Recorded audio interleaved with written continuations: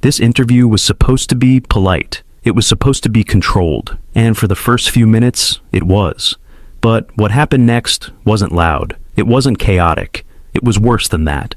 Because by the time the first question landed, everyone in the studio could feel it. This wasn't a conversation. It was a test.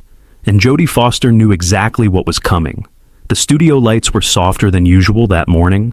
Outside the large windows, the park looked frozen in time. Bare trees, pale winter light. Everything muted, almost peaceful. The kind of backdrop producers love because it signals calm, safety, control. Inside the studio, Joy Behar leaned slightly forward in her chair, papers stacked neatly in front of her. Her posture was relaxed, familiar, confident. This was her space. She knew every camera angle, every pause, every beat of silence. Across from her, Jodie Foster sat upright, hands folded loosely in her lap. She wasn't tense, but she wasn't relaxed either. Her expression was neutral, almost unreadable, the kind of face that gives nothing away. Not fear, not irritation, not approval. A face built for listening, not reacting. Joy smiled. "Jodie, it's so good to have you here." The tone was warm. The opening was safe. Compliments followed. Her career, her longevity, her intelligence. The audience responded exactly as expected. Light applause, comfortable laughter. This was the easy part. Jodie nodded politely, offering brief responses. Thoughtful, measured, not evasive, but careful. Anyone watching casually would have thought, this is going well. But there was already something off. Joy didn't look at Jodie the way she usually looks at guests she admires. There was an edge beneath the warmth, a curiosity that felt less like interest and more like inspection. And then Joy shifted the conversation. "So," she said, glancing briefly at her notes, "you've always been selective about political conversations." The word selective hung in the air longer than necessary. Jodie's eyes flicked up, just for a moment. "Yes," she replied calmly. "I've always believed in speaking carefully." Joy nodded. Carefully? Or quietly? The smile was still there. But the tone had changed. Jodie didn't answer right away. She tilted her head slightly as if weighing whether the question was worth engaging at all. Finally, she spoke. "I don't think silence and care are the same thing." Joy laughed lightly. The audience followed. It sounded friendly, but it wasn't dismissive laughter. It was the kind that signals, "I'm not done yet." "Of course," Joy said, "but don't you think, given everything happening right now, that silence can be interpreted?" Interpreted, not accused, not challenged. Interpreted. Jodie straightened in her chair. "I'm not responsible for other people's interpretations," she said evenly. "I'm responsible for my words." That should have been the end of it. But Joy wasn't looking for an answer. She was setting a frame. "Well," Joy continued, leaning back now, "some people would say that when you have a platform like yours, choosing not to speak is a statement." There it was, not a question. A premise. The studio grew quieter. Even the background chatter from the crew seemed to fade. One of the co-hosts glanced sideways, sensing the shift. Jodie inhaled slowly. "I've never believed that being loud is the same as being useful," she said. "And I don't believe in performative outrage." Joy's smile tightened, just slightly. "Performative," she repeated. "That's interesting, because others might say restraint is a luxury." A luxury. This time, Jodie didn't look away. "Luxury implies comfort," she replied. "And there's nothing comfortable about being constantly pushed to prove your morality on demand." The audience didn't laugh. They didn't clap either. Joy adjusted her papers, a subtle reset, but her eyes stayed locked on Jodie. "So you don't feel any responsibility," she said, "to be clearer, given your influence?" Jodie paused. This wasn't a pause for drama. It was the pause of someone deciding whether to step onto unstable ground. "I feel responsibility," she said finally, "but not obligation to satisfy expectations that change depending on who's asking." The temperature in the room dropped another degree. Joy nodded slowly. Some would call that detached. Jodie's jaw tightened, just a fraction. "Some people confuse detachment with discipline," she replied. That was the first moment the tension became visible. Joy crossed her arms. "Discipline," she said, "or avoidance?" There it was again, the pattern. Joy wasn't asking what Jodie believed. She was asking why Jodie wouldn't say it the way others wanted her to, and Jodie could feel it. Her shoulders remained steady, but her expression had changed. The calm was still there, but it was now holding something back. "Joy," she said quietly, "I don't believe political engagement has to look the same for everyone." Joy tilted her head. "But don't you think," she pressed, "that choosing not to take a side is, in itself, taking one?" This time, Jodie didn't answer immediately. The silence stretched longer than before, and for the first time since the interview began, it was clear. This wasn't about politics anymore. It was about control, and Jodie Foster had just realized that the questions weren't going to stop. The silence after Joy's last question didn't feel accidental. It felt intentional. Joy let it stretch just long enough to become uncomfortable, then shifted in her seat, as if preparing to reframe the conversation entirely. The warmth from the opening minutes of the interview was gone now. What remained was something colder, sharper. "So let me ask this differently," Joy said. "Do you think neutrality is still acceptable right now?" The word acceptable landed hard. Jodie's eyes stayed fixed on Joy, but her posture changed. She leaned back slightly, creating space between herself and the table. Not retreat, distance. "I don't frame my values in terms of acceptability," she replied, "especially not based on the political climate of a given week." Joy raised an eyebrow. "A week?" she repeated. "Some would say this has been going on for years." Jodie nodded once. "And that's exactly why I'm careful." Joy smiled, but this time it didn't reach her eyes. "Careful," she said, "or insulated." There it was again, the reframing. The audience shifted in their seats. One of the co-hosts glanced toward the producer's booth, then back at the table. This was no longer small talk. Jodie exhaled slowly through her nose. "I don't believe in turning every conversation into a loyalty test," she said. "That doesn't move anything forward." Joy leaned forward now. "But when people are hurting," she said, her voice firmer, "silence from people with power can feel like abandonment." Power. The word hung between them. Jodie's jaw tightened. "I don't think influence gives anyone the right to demand performance from others," she replied, "especially not moral performance." Joy laughed softly, shaking her head. "Moral performance," she echoed. "That's an interesting phrase, because some people would say refusing to speak is exactly that. A performance of detachment." This time, the audience didn't laugh. Jodie folded her hands together, fingers interlaced. "Detachment implies disengagement," she said. "I'm deeply engaged. I just don't believe engagement has to be public to be real." Joy tilted her head, studying her. "But you're public," she said. "That's the point. You don't get to opt out of that." That was the moment the temperature changed. Jodie's eyes narrowed, just slightly. "I get to decide how I participate," she said. "No one else." Joy leaned back, crossing her arms.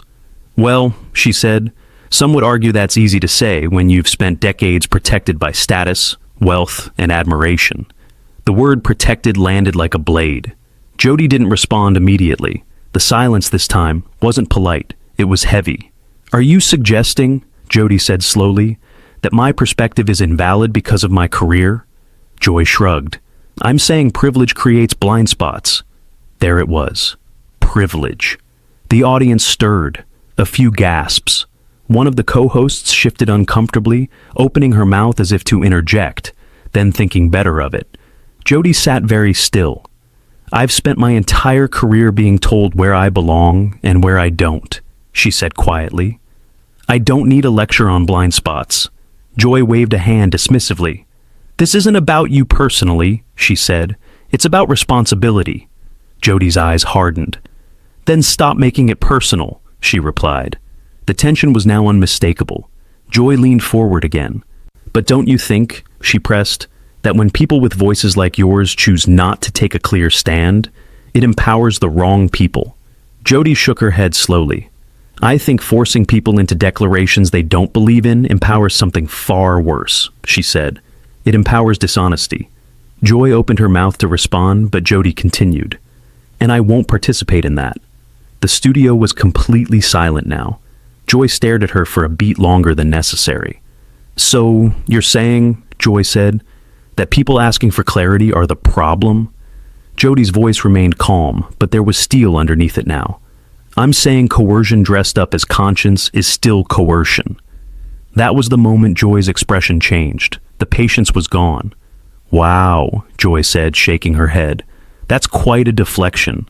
Jodie leaned forward for the first time. No, she said. It's a boundary. Joy scoffed. Boundaries are convenient when you don't want to answer hard questions. Jodie looked directly at her. And pressure is convenient when you want to control the answer, the audience murmured. Joy's lips tightened. You're avoiding the core issue, she said. Jodie didn't look away. No, she replied. I'm refusing your framing of it. That sentence hung in the air like a challenge. For the first time since the interview began, Joy didn't immediately respond. She glanced down at her notes, then back up. Well, she said slowly, maybe we need to talk about why that framing makes you so uncomfortable. Jodie's expression shifted. Not anger, not fear, recognition. She knew exactly where this was going, and for the first time, she looked genuinely displeased to still be sitting there. Joy's last line wasn't a question. It was a trap wrapped in empathy. Maybe we need to talk about why that framing makes you so uncomfortable. The studio stayed silent, but it wasn't the same silence as before. This one had weight, anticipation, a sense that something had shifted, something irreversible. Jodie didn't respond immediately. She didn't blink, didn't smile, didn't perform the little polite laugh celebrities use to soften friction. Instead, she looked at Joy the way a director looks at an actor who has forgotten the script, calmly, almost sadly, as if realizing the scene had gone off the rails. Joy, Jodie said, her voice low and even, you keep using words like uncomfortable and avoidance. Joy's mouth tightened. And you keep using words like boundary and coercion. Joy snapped back. Jodie nodded once, as if confirming something. Exactly, she said. Because we're not talking about politics anymore. We're talking about permission. Joy scoffed. Permission? Jodie's eyes didn't leave her. Yes, she said. Permission? Who gets to decide what the correct public stance looks like? Who gets to interrogate who? Who gets to label silence as guilt? Joy leaned forward, tapping her papers. No one said guilt, she said quickly. That's your interpretation. Jodie didn't take the bait. That's the pattern, she continued. You say some people. You say others. You say it can be interpreted. She paused, letting each phrase hang in the air like a receipt. And then you slide the conclusion in as if it belongs to everyone, when it belongs to you. The audience didn't move. The co-host didn't breathe. Joy tried to laugh it off. Oh, please. But Jodie wasn't finished. You're not asking for clarity, Jodie said. You're asking for compliance. Joy's head snapped slightly. That is ridiculous, Joy said. You're making yourself the victim. Jodie's expression barely changed. No, she replied. I'm identifying the tactic. A flicker crossed Joy's face, irritation, then the reflex to regain control. Fine, Joy said, voice sharper. Let's talk about the tactic. Do you believe, yes or no, that public figures have a responsibility to speak out? There it was, the binary. Jodie tilted her head. Do you hear yourself? She asked gently. Joy blinked. Excuse me? You just turned a complex question into a loyalty oath, Jodie said. And you did it because you want a yes you can approve of, or a no you can punish. The audience murmured, quiet, uneasy. Joy's eyes narrowed. I'm asking for accountability, Joy insisted. People are exhausted. They want to know where you stand. Jodie nodded. I understand that, but here's the part you keep skipping. She leaned forward slightly, not aggressive, just deliberate. Where I stand is not a product, she said. It's not something I owe the room in exchange for being allowed to sit here. Joy's voice rose a notch. Nobody said product! Jodie didn't flinch. Then stop selling it like one, she replied. A small ripple of reaction moved through the audience, like wind through dry leaves. Joy stared at her, and for a moment, she looked genuinely thrown, like she expected Jodie to be defensive, apologetic, careful. Not this, not calm certainty. Joy recovered quickly. Oh, come on, she said, waving a hand. You're acting like I'm attacking you. Jodie's voice stayed soft. Joy, you said I'm protected, she said. You said privilege creates blind spots. You implied my restraint is insulation, she paused. And then you said it wasn't personal. Joy opened her mouth. Jodie held up one finger. Not a scolding gesture, a director's gesture. Wait, that's what makes it personal, Jodie continued. The denial. The studio was frozen. Joy's face reddened slightly. Are you really going to sit there and pretend privilege isn't real? Joy demanded. Because that's what it sounds like. Jodie's eyes stayed steady. No, she said. I'm saying you're using the word privilege like a weapon, not a lens. Joy laughed, but it was brittle. Oh, please. Jodie nodded again, almost sympathetically. Privilege as a lens asks, what can you not see? Jodie said. Privilege as a weapon asks, how can I invalidate you? Joy leaned back, arms crossed. And you think I'm invalidating you? Jodie's answer was immediate. I think you're trying to force me into a confession you can broadcast as proof of your moral authority. A gasp, small but audible, came from somewhere in the audience. Joy's eyes widened. That is, she started, then stopped, searching for the right word. Jodie gave it to her.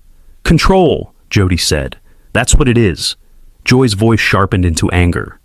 You know what, Jodie? That's insulting. I'm not here for control. I'm here for truth. Jodie held her gaze.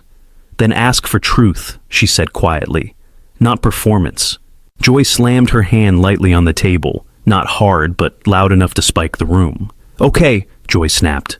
Let's do truth. Tell us what you actually believe, right now, on this issue. Jodie didn't move. For a split second, it looked like she might answer, but instead, she did something worse, for Joy. She smiled. Not a warm smile, not a public smile, a private one, like she had just noticed the camera was still rolling. Joy, Jodie said, voice soft as velvet. You don't want my beliefs. Joy frowned. Yes, I do. Jodie shook her head slightly. No, she said. You want a headline. The audience reacted, some murmurs, a few sharp inhales. Joy's face tightened as if she'd been slapped. That is unfair, Joy said. It's accurate, Jodie replied. And then she added calmly, like placing a final piece on a board. You've been trying to steer me into a sentence you can replay. Joy tried to speak, but her words stumbled. That's not... Jodie leaned back again, eyes never leaving her. And the problem, Jodie continued, is that you've forgotten something. Joy's nostrils flared. What? She demanded. Jodie's voice dropped, quieter than before. I've been on camera longer than you've been trying to corner me. The studio went dead silent. Joy's mouth opened, then closed. Her cheeks flushed. One of the co-hosts shifted, clearly alarmed by how sharp the air had become. Joy finally spoke, voice tight. So, now you're threatening me. Jodie's expression turned flat. No, she said. I'm warning you. Joy stared at her, almost trembling with frustration. Warning me about what? Jodie didn't answer immediately. She glanced toward the audience, then back to Joy.